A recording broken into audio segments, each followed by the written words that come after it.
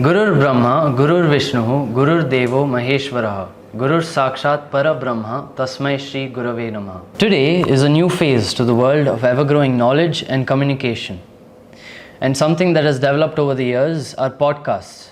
People come to podcasts to be able to learn and reflect. So let us create one that is powered by the curiosity of children and ignited by the answers of great role models and leaders. So let us inaugurate this first episode with Sri Datta Vijayananda Teertha Swamiji from Sri Ganapati Sacchidananda Ashram. Shubhasayam Swamiji. Shubhasayam. Jai Guru Jai Datta. Guru Datta. So we are here, I'm here, I'm really honored to be sitting in front of you to be able to ask you questions. Because as students, as children, a lot of our questions are not answered, right? It's just voids of questions, and with time we lose this curiosity. So I also have a lot of these unanswered questions, and a lot of my friends from Purna Chetana have these questions. So I will start with a few. My background is, my mom is French and my dad is Indian, and they're from very different worlds. So I have been exposed to a lot of cultures and religions, and every story and every religion has a beginning, right? Some say that Adam and Eve were the first people. Some say that it was the Big Bang Theory. So there are a lot of stuff and stories that go on. So I want to ask you, who is God, and how and what was the beginning like? Jai Guru Datta. Jai Guru Datta. Welcome to Ashram. I'm delighted that Purna Chetana School have thought of good program, this podcast. Kishan, Yes. you have put a wonderful question. I am happy.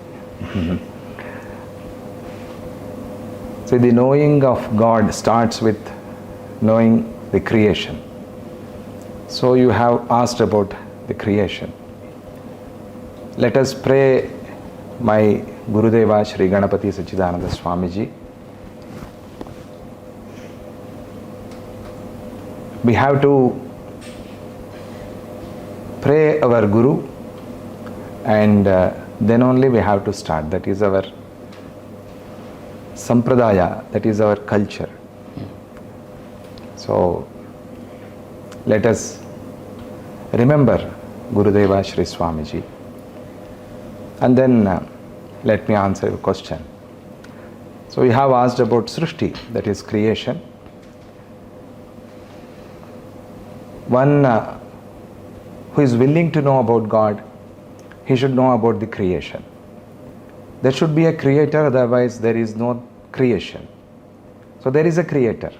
So everything, whatever we see, someone is there to create, or someone there to do that. So there is a creator, that is why this is created. Because this is created, we call it creation. So there is a creator. We call him Srishti Karta. Srishti is creation, Karta is the doer. One who does the creation, he is called Srishti Karta. His name is Brahma. You can say his name is Brahma. Brahma is not a name actually, it is his essence, you can say. He is all pervading, he is everywhere. Because he created this, no creator can be there in his creation, but this is the speciality of that creator. He is everywhere in this creation. So how it all began, it was your question, how this creation began. It's a wonderful question. Yeah, there are so many ways to describe creation, but we say that after Pralaya, after merging all the creation, then he started this creation. One who created this creation, he is the Supreme Soul, or he is the God. So God means generator, he generates, he operates, and he destroys. Destroys is not a good word. According to me, we have to say he we can say he shows us the path. It is not destroying. He is the describer, you can say. So he is Shiva. Or he is also called as Vishnu. Vishnu is Vyapi, the omnipresent. And Shiva is the Mangala. Mangala means all the good deeds come from him. He is God. So he created this creation. So we have to pray that God. We have to remember that God. Because whatever we enjoy because of him, so we shall not forget him. That is our sampradaya, that is our culture says. That is our Puranas, Shastras, Vedas say. So, we can ask, we can question whether there is God or not. But if you agree there is creation, if someone agreeing that I am there, then he should agree there is God. Right. Yeah, beautifully answered. It's really, I can feel the feeling on my body. It's really good to learn about how the world was created. But it is adding on to that question, right? From nothing, right? Because beginning always has a start. How did Brahma, the creator, come to life, or how did he create? He has all the powers. He can create everything because he is created. Right. He is the creator, so he created everything. So I don't think we need to ask that how did he create? He is the creator. He has his own power and he has his own resource. From that resource he did create. Yes. So one of my friends had asked, now the world was created or the universe was created. Now with time we had gotten dinosaurs, right? They were huge animals and we have fossils of them. But I haven't really read the scriptures and seen whether dinosaurs were there or not. And it's very rare to see that dinosaurs were one of the vehicles for gods, because gods have a lot of vehicles, right? So that is my next question. Where were the Jurassic Park. That influence is there. So you jumped directly to dinosaur from creation. It's nice. No, there are many scriptures which describe dinosaur or bigger than dinosaur. Yeah, we have bigger animals than dinosaur also. Dinosaur, we normally in Kannada, Telugu language, we say it Rakshasa Balli. That is a huge animal. Rakshasa means a very big animal. So there is a description of dinosaur in our Puranas, especially in Ramayana. If we say Ramayana or Mahabharata, Bhagavata, there are so many Puranas. 18 Puranas are there. They have described animals like dinosaur, we can say, yes, which can fly, which can travel in water, and which can run on the earth. So there are dinosaurs in our Puranas, we can say, yes. Now, over time, and even our Mysuru Maharaja Palace, the sign of Mysore Palace is Ganda Berunda. It looks like big bird. It is not. We cannot say it is a bird. Two-headed big bird. It's bigger than Garuda, they say. So yeah, there are dinosaur-like animals. Now, over time, so we started at the creation, Brahma, and then we went through dinosaurs, and over time, dinosaurs got extinct. And then people came. There were the cavemen, and they started creating temples, churches, and mosques, right? Even though we say that God is within us in Hinduism, in Christianity, they say that God is everywhere. So, why do we go to these temples? Why do we pray to these idols? Good question, needed. See, the first temple in this creation is our heart. There is no doubt. So He is always there in your heart, my heart, His heart, everyone. So He is always in your heart. There is no doubt in it. But the question is, are we able to see Him in our hearts? No, that is a little difficult task. Thinking this, our Maharshis, they said, you can build a place for God. And Vedas described God in many forms. All those forms we do consecration in the temples and we visit temples. And there are churches, mosques, so all the religions, they have their own place of God. It should be there. Why we need the places for God? That is the question. Good question. To protect the scriptures and to protect the knowledge and to teach all the people about their nature and to protect the nature. This education should come from the temples. So temple is there to educate. Not only prayers. We think nowadays things have changed. So we think temples are there to go and pray and ask whatever you want from God. No, that is also a thing, but temples are there to protect knowledge. So in ancient times, all the scriptures, they have protected in the temples. So your knowledge starts with the dharma.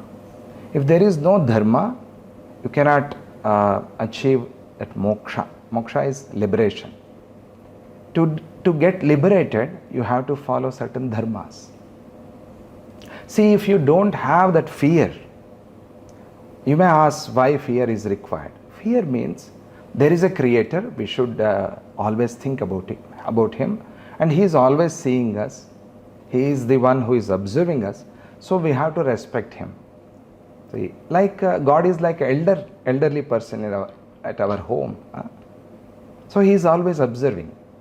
If someone is waiting at our home for us, then we will rush, we will go running because they are waiting. Mom is waiting, dad is waiting, and some elderly person is waiting. We have to reach there, we have to go there. So if that fear with love, not without love, that fear should be there with love. That is called bhakti. When you have that devotion, bhakti is devotion. When you have that devotion, then you will definitely follow the dharma. Dharma means righteousness. So one should be righteous. So no doubt in it. I don't think you have questions on that because dharma is very much required. So this dharma starts from temple, you can say. So temple or church or mosque, any place of God, they protect dharma, they should protect dharma. From that dharma, we have to gain the real knowledge of God. Then we can get the liberation. So to make us liberated, temples are required, you can say. Now you were talking about bhakti and how we should be a little God-fearing. We should have love for God, yet we should be a little God-fearing. Now this has created some amount of disarray and feuds between religions, because in Christianity there'll be God-fearing of Jesus or God, and in Hinduism there'll be God-fearing of all the gods, and in Islam there'll be God-fearing of Allah. Now this has created a lot of feuds, and example the Israel-Palestine war, or a lot of wars on what holy land is mine and who is the actual God. What would your answer be to how to move forward in a world where a lot of religions are there, and we can't just push aside one religion from the other and just keep this peace within? We say Saubhratrutva, that is brotherlyhood, or this place is to live for everyone. So we have to understand. We have to understand to live. There should not be any fight between anyone. Dharma is not for fight. Dharma is to protect. So why war or something, some fight happens? Because of there are so many things. Selfishness, you can say. But devotion, bhakti is not for that. Bhakti is to realize God. Bhakti is to be in good path. That is bhakti. Yes. So today we are in the 21st century, and we've gotten a lot of technology, a lot of AI, and people are turning to a lot of these sources for answers, right? Instead of maybe reading the Bhagavad Gita or the Holy Bible, I might turn to checking out Google or reading ChatGPT to get my answers for questions that I have. And at one point it might even become moral answers and moral questions that we have, that we'll end up asking those sources. Does it scare you as a Swamiji that this sense of community, that people will go to AI instead of coming to temples where they're consecrated to knowledge, and to churches, and just go to all this AI and try to learn? See, there is no one like Guru. So one-to-one. Why you have come here and why are you asking me questions? Because you feel that warmth and you feel like getting something. So we need that always. Yeah, it's fine. To Google, it's fine. But too much information. Not the information which we directly need. We don't get that information, but we get so much of information. So people, they can search, they can go, they can do Google, they can do AI, it's fine, but they cannot stop asking. So you have to ask and get the answers. That is the best way. That is it is said in Bhagavad Gita, Tadvidhi pranipatena pariprashnena sevaya upadekshanti te jnanam jnaninaha tattvadarshinaha. This is a wonderful shloka for everyone, not only for students but for everyone. Tadvidhi pranipatena. Pranipata means be polite. Pariprashnena, you need to know what to ask, and the nature of asking and the way of asking is very important. And then sevaya, you have to do service to the society or your guru, and whatever your guru wants from you, you have to do that. That is service. By doing all the three things what we have just now discussed, one can get good answers from guru. So there is nothing like guru. So if at all there is so much of information, science is developing fast, I agree, that's good, but we have to listen, that is very important, and we have to read a lot, and we have to understand. Listening is very important. Go to a guru, go to a master, teacher, and ask him, know from him, that is very important, yes. Nothing can replace that. Now, so I as a living being and you as a living being, so I have learned in school how we biologically work and how a lot of the nutrition we get helps us, and we get this energy. But now I'm asking you questions, right? I don't know the answers, and I don't know where these questions are coming from, and it's just really hard to believe that only the chemicals in your brain are able to just create this imagination, and a lot of these everyday things that we do, So I would like to ask you, what is this motivation, what is this imagination, and a lot of these emotional feelings that we have, how is this taking place and why do we have it? Oh, good question. You think this is your first birth? I can't. You can't say. No, you can answer. Is this your first birth? To me, yes, because I don't have any recollection before this. Okay. What do you think after this birth? What is going to happen after this birth? Maybe after 100 years. Yes, you have to live for 100 years. After 100 years, what will happen? Will you be there? No, I won't be there. I mean, I'm asking about you, not this body. You're not this body. Are you this body? No, I'm not. Okay. Yeah, that is my question. So, now you have to agree that you were there before this birth, right? Yeah. Yes, you are there. If you are there, you have collected something and you have that information in your heart. That is called vasana and samskara. Like we are preserving all the information in a small chip, or nowadays they keep all the information. Cloud, what is that?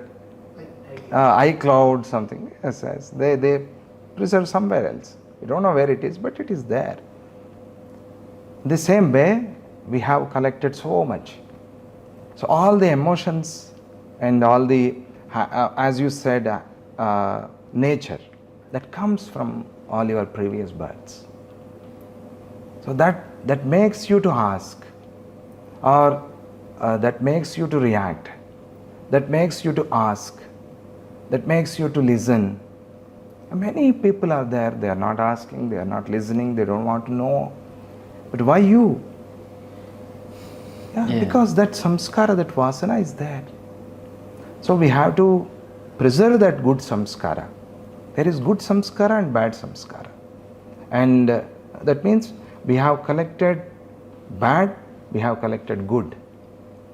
So when we know that we have collected something good from our previous births, we have to preserve that and we have to increase that. That is the nature. All these emotions come from there. Yes. And you are carrying all the emotions to your next birth. So you need to observe the nature of your own self. Now, so my life today, I don't know what's going to happen tomorrow, right? So my question is, I have a lot of aspirations, I have a lot of dreams. Are these dreams and aspirations and something that is going to happen maybe a week from now already planned, right? Is this already a coded life that I have? Was me meeting you and being able to sit in front of you and ask you these questions already a plan of destiny? So as I was born, was there? Yeah, he has planned through your karma. That means your karma has its own plan. So you did some karma that is making you and me, all the other people, to act in a certain way. So the karma works, that karma. So he is observing all our karmas. He is the observer. And he is the one, the giver, the fruits of the karma. So he gives. That means he has decided this karma has this action. So he has decided. That is why it becomes like that. See, we have rice. You can say grain. If you put grains in water and you boil, it becomes rice. We say rice, but in Kannada we say akki and anna. But in English we only say rice. Now these grains become rice. Now they are edible. You can eat. But before cooking you cannot eat Who has decided that if you put grains in the water and you boil, it becomes edible? Who decided that? He decided. That is karma. Because he is observing, he is giving you the fruit. If you commit some karma, he will give you the fruit. That is pre-planned. It doesn't mean he has planned all this, where you will sit, where I will sit, and who is the cameraman, who is going to record. Not like this. Not like this. He has a karma siddhanta. He has the doctrine of karma. So if you do this karma, you will certainly get the fruit, the karma phala. That is the plan. That is the plan. You said, I don't know what is going to happen tomorrow. No, that is wrong. You know what is going to happen tomorrow. You are going to get up at 5:36, maybe, I don't know what time you get up, and you will get ready and you will go to school. That you know. Yeah. That plan is there. So we cannot say we don't know what is going to happen tomorrow. We only plan. We act according to the plan. So that means plan is in you and karma is in you. Whatever karma you do, you get the same result or same fruit. That is karma siddhanta. That in other way we can say he has planned everything. Yes. So me and God, God is much higher than me. He's much more holy. He's much better in. But between gods, right? There are a lot of gods. Is there differences between them? Is one stronger than the other? Because a lot of friends of mine, and we have a lot of questions on who to pray to. Maybe Shiva is the strongest god, some people say. So what is the order of gods work in? No, that is our love and our devotion towards gods or deities. They don't have any differentiation. It is clearly said in our Shastras, they don't see any difference. A wonderful shloka is there of Kalidasa, Ekaiva murtihi bibhide tridhasa samanyametat prathamavaratvam. That means sometimes Vishnu says Shiva and Brahma are more powerful than me. Sometimes Brahma says Vishnu and Shiva are powerful than me. Shiva says, no, I am not powerful. Vishnu is powerful than me. Because they don't see any differentiation. Why should we see that difference and fight? It is not correct. It is like abhiruchi. Whoever deity you love, whoever deity you like, or whoever deity you pray with devotion, you can pray. Someone likes Hanuman, someone likes Shiva, someone likes Vishnu, Shri Krishna, someone likes Mother Goddess. Yeah, it is their devotion. But never say he is powerful and he is less powerful. No, we should not say that. They are all equal. They are all supreme soul because they have realized that. They know that. They never say, I am supreme or I am powerful. We only say, see Hanuman, we think Hanuman is the powerful. Hanuman says, no, I am not powerful. My Prabhu Rama is powerful. That is why he is sitting in the feet of Rama. Right? So why should we fight? Why should we say that this deity is powerful, this God is powerful? It is not correct. All are the same. And whoever you want to devote yourself or whoever you want to pray with the devotion, you can, definitely. So in everyday life, I get up in the morning, I take a bath, and then I go to school, or I eat breakfast and then go to school. A lot of these routines for a lot of people, some of them have rituals, like maybe lighting an agarbatti in the morning, or doing a puja in the morning, putting flowers in front of God. This is all for people who believe in God. But then for the agnostics, the atheists, for them a ritual will be, or a routine would be, getting up in the morning and taking a cold shower. Now, what is the scientific reasoning behind doing rituals, And do you think even agnostics should light maybe a deepa in the morning, even though they don't believe in God? Should they follow these rituals? That is up to them. We cannot force them. But devotion and rituals, these are the things for discipline. Discipline is very important. To gain something, to achieve anything, you need to be disciplined. So all the rituals say to be disciplined. So to teach us discipline, these rituals are there. Because you cannot skip Sandhya. You have to pray 5:30 to 6:30. You have to get up, get ready, then you have to pray. Because that gives you discipline. So rituals are for discipline. And rituals make you to realize. Rituals. So they have that power. So rituals are good. It keeps your heart clean and your place clean. It is ritual. And wherever there is cleanliness, there resides God. He is there. God is there. So to keep your heart and your place clean, you have to follow some rituals. Rituals are good.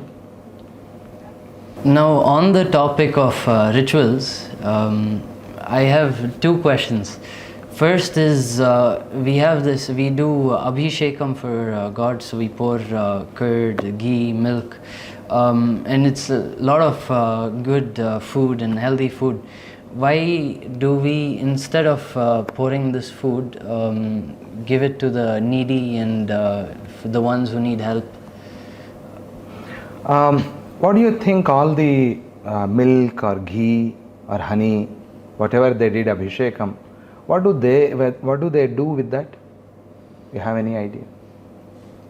No, See, it is said in Shastras, you are not supposed to waste anything. It is said in Shastras, Annam Brahma, means whatever you eat, respect it as is God. It is God, because it is giving you life, it is making you to live. So that is why Annam Brahma. The thing, whatever you take, whatever you eat, it is treat it like a Brahma. So we should not waste any food. That is why whenever they do abhishekam or they do puja with milk, ghee, honey, they should and they will also collect it.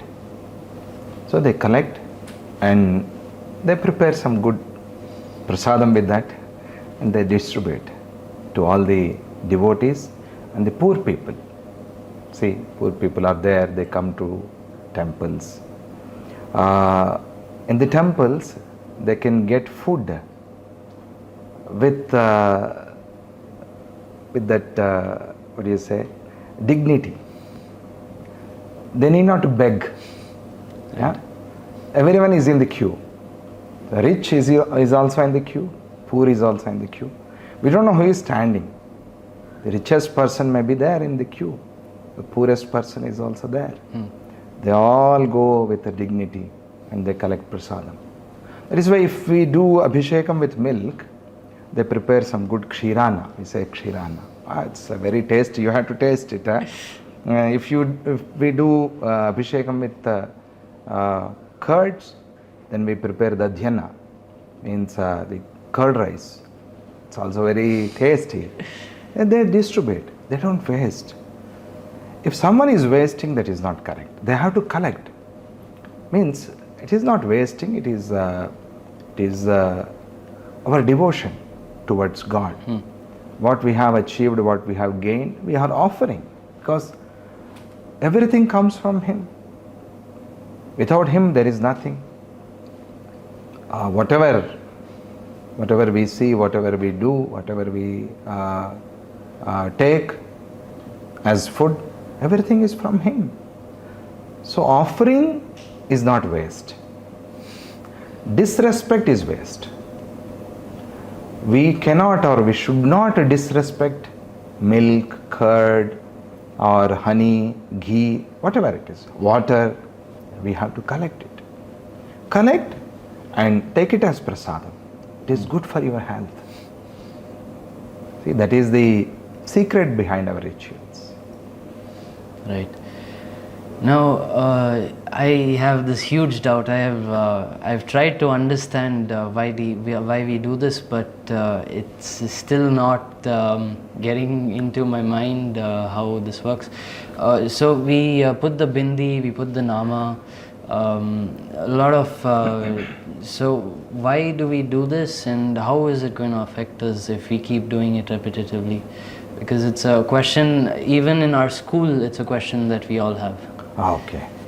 To understand this, we have to understand Shiva Tattva or Vishnu Tattva, any essence of God. We have a chakra here in between eyebrows. It is called Ajna Chakra. And there is Lambika Chakra. We call it Lambika Chakra. It attracts and it destroys all the negativity. So that is why we have to cover this place. Maybe with vibhuti. Vibhuti, in English they say ash. That's not correct. Holy ash also they say. That is not ash. It's a vibhuti bhasma is a very special thing. Bhasma, gandha, kunkuma, gopi chandana, tilaka, anything. Whatever their culture or whatever their path of following, they have to cover their Lambika Chakra or Ajna Chakra. See, if I see you with the bindi or bindu or tilak, whatever you call, my eyes go there directly. So that means the negative energy, it destroying the negative energy and it releases the good energy. That is why we have to cover. It is said in Yoga Shastra as well as Dharma Shastra, rituals. So covering your Lambika Chakra or Ajna Chakra, it is very much needed. It helps you. Right. Now, so we've completed on rituals, but now what were the rituals, or how did you go on the path of becoming a sannyasi? And it's not, I don't want you to emphasize that much on how, but why did you become a sannyasi? Because my aspirations as a student is very materialistic, right? I might have an aspiration of becoming an engineer. So why did you follow this path? And it's all the grace of Guru. Yes, I have to thank my Guru.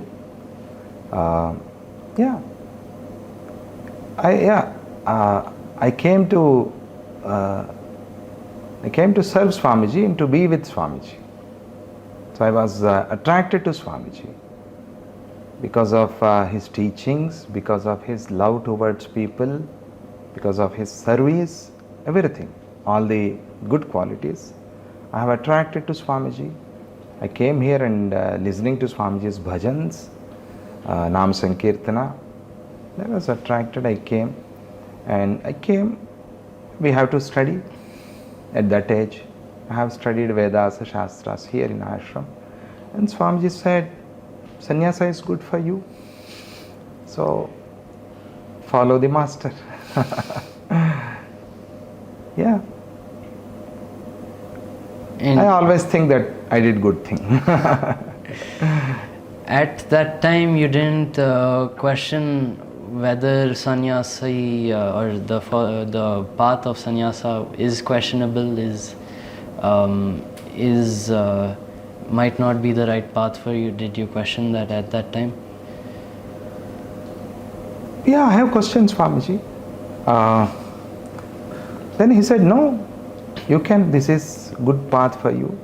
Yeah, you can be a good sannyasi and you can realize. To realize this is the good path. So you have this chance, take it, why not? Yeah, then I believed in my Guru. So So I have chosen this. Right.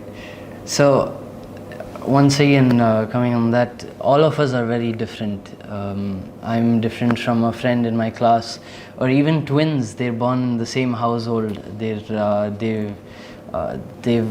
born in very similar environments. They go to the same school. They have the same friends. Yet they're so completely different.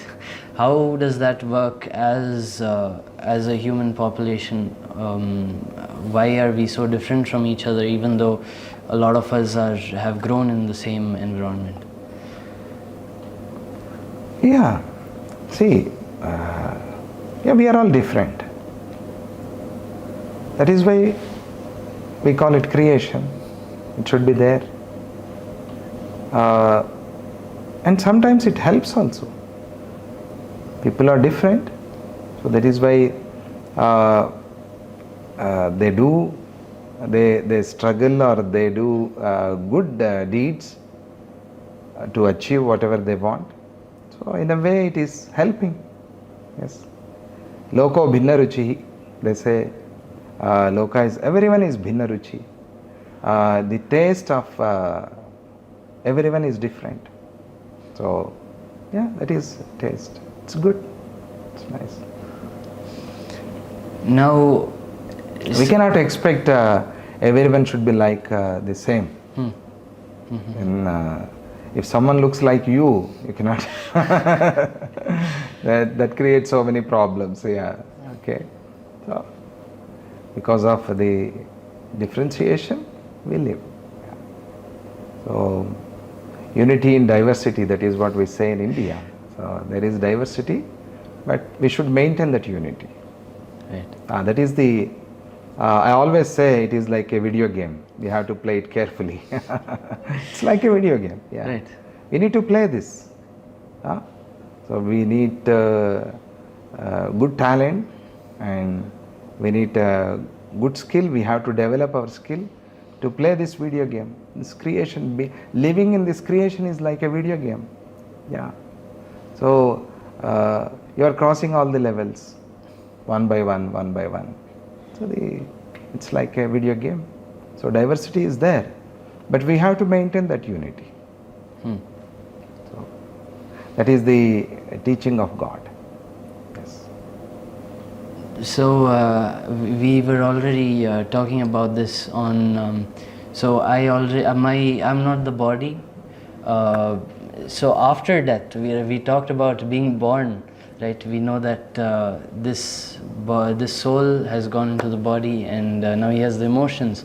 But after death, right, between the time of maybe getting incarnated and being dead, what is the purpose of the soul? What does it do right over there? Is it just sitting somewhere? No, it is like searching. So you have a rented house. They have asked you to vacate. What will you do? You keep will searching. search for a house. Yeah. Yes. Yeah, you are in rented house, and until you get your own house, you keep on searching. That's it. So you search. Right. Very nice answer. Very nice. Really, I can understand. I bet that everybody will be able to understand this type of answer. Yes. Yes. Now on the path. But we always live in a rented house. So we have to keep on paying. If we don't pay, he will ask us to vacate. So paying is praying. So keep praying, that means you are paying. So because you are in rented house, this is a rented house of him. This is his house. We are living here. We never own this, because there is so much happening in this body without our knowledge, without our control, isn't it? If there is our control, we don't do all this, we don't want all this. That is why we have to realize that this body is not in our control.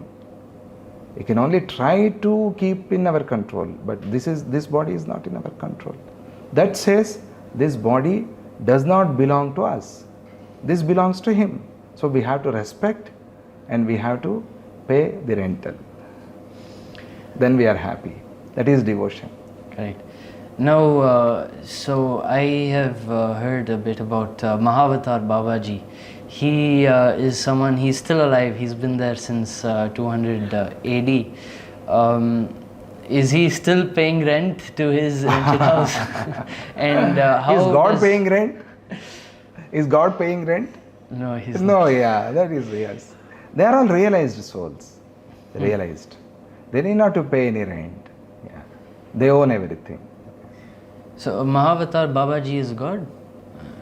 Realized is God. Okay. Whoever realized is God. That is what I say. Okay? If you realize you are God, Huh. you have to realize that I am God. No one can stop you to realize that. I cannot stop you to realize I am God. Isn't it? Correct. So if you are realized, you are God. Not saying. Realizing is not saying. Silent is realizing. Listen, silent. The words, both words have same letters. Silent, listen. So if you listen carefully and if you practice, you are silent. We don't say that I am realized. No. No realized self, no realized soul say that I am realized. Isn't it? So whoever realized is God. Realizing is God. Godliness. Right. Now, on the path of enlightenment. See, I have to clear. Okay. Sorry to interrupt. Realized souls, they need not to be in certain body. So we should not expect that. They need not to be in one body, because God is everywhere. So they have realized. They can be anywhere. So realized. Yes. If at all they are in one body, like Sri Krishna Paramatma, he was living in one body, but he did give darshan to everyone everywhere. He is God. What exactly do you mean by realized, and how does this realization happen? That is by doing sadhana, realizing, and doing meditation, dhyana. It's a big subject. No, I would like, maybe, I would really want to learn. I'm really curious now that you've talked about it. So. Yes. Realization, yes. Knowledge. You have to make that knowledge convert into wisdom. That is realizing. Right. Now, on the path of enlightenment, how does a person get enlightened? Because it's something very vague to me. I don't, some people say that you have to keep doing meditation to become enlightened, but what is that process? How do you reflect on yourself on becoming enlightened? Think on yourself. Think, who am I? So everything, whatever you see, whatever you listen, whatever you do, the answer for the question, who am I? That is it. So whatever you see, whatever you do, think that this is the answer for my question, who am I? That's it. So one lifetime. So happily live your life and get that realization. Be happy. That's it. Now, Gautama Buddha, he says that you should accept death. There's this story about so mother, she has a child, and her child recently died, and she goes to each house and she says, "Can you please help my child? My child is he's dying." And everybody is saying, all her neighbors and her friends are saying, he's already dead, you can't do anything. So there was one of the houses that said, you go to Gautama Buddha, he might be able to help you. So she went to Gautama Buddha, and Gautama Buddha told her to find a mustard seed from a household where death is never taking place. And she goes to each household, and death has taken place in all households. Gautama Buddha says you should accept death, it is inevitable. But why because if death is already going to happen, then what is the use of me living this beautiful life? What is... you have answered in your question. To realize. Right. So, You need not to be sorrow. So you should be happy. Happily lead your life. And whatever comes to you, you enjoy. But without ego, without ahankara. Yeah, you can take in dharmic way. So we have to remember that, in dharmic way. So what is life according to you? I am asking you, what is life? To me, life is the spontaneous. Don't search for words. No, because it is. It's something that can't be explained, right? To me, life One is word. a routine, but I don't know the answer to. Let me answer you. Living is life, isn't it? So you have to live life, that's it. If you don't live, then there is no life.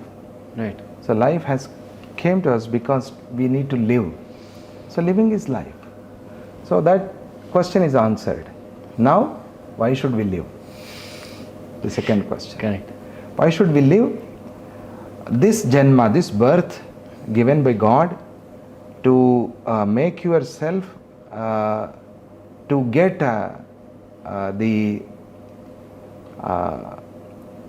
the place where you reach and you don't get birth again. For janma rahitya, we have this janma. That means we have to try for moksha. We have to try for liberation.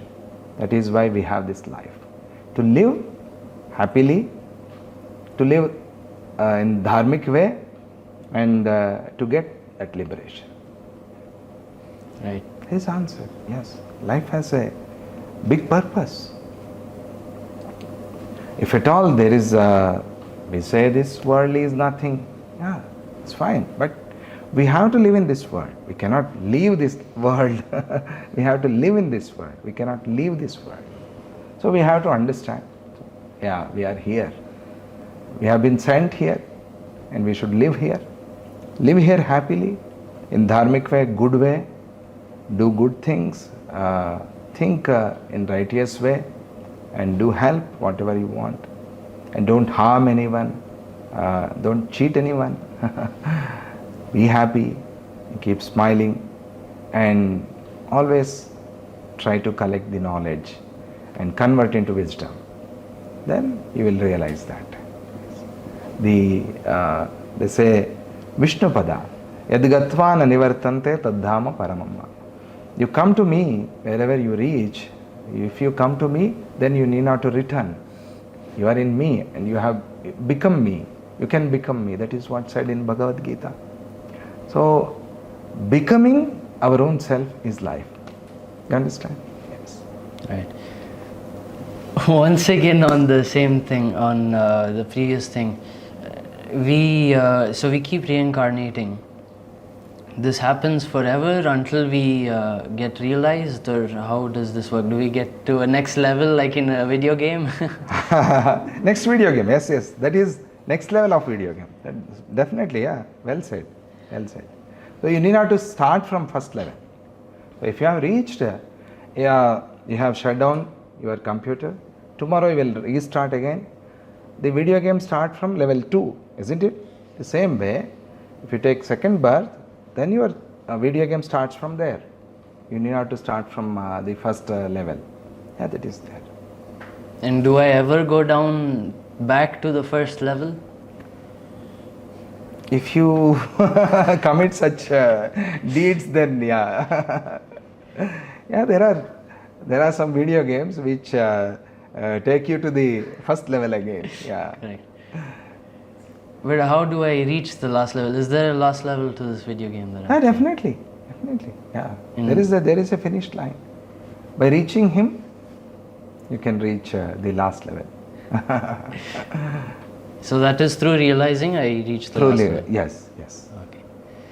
Thank you so much. I really accumulated so much knowledge that I will be able to use moving forward. It's really an honor that you've been able to answer all these questions, for not only for me but a lot of people that are going to have access to this. It's really, thank you so much. Dhanyawada. I am delighted and I am very much surprised for your questions. Yeah, you have that interest, and hope all the children or youth of your age will enjoy and get good use from this podcast. And maybe before we end, do you want to say something to the future citizens of this world that are going to mold how the generation after this is going to work? Yeah, we have discussed all that. Yeah, be a good person, be a good citizen. Yeah, do good, think good. That's it. Dhanyawada. Jai Guru. Jai Gurudatta.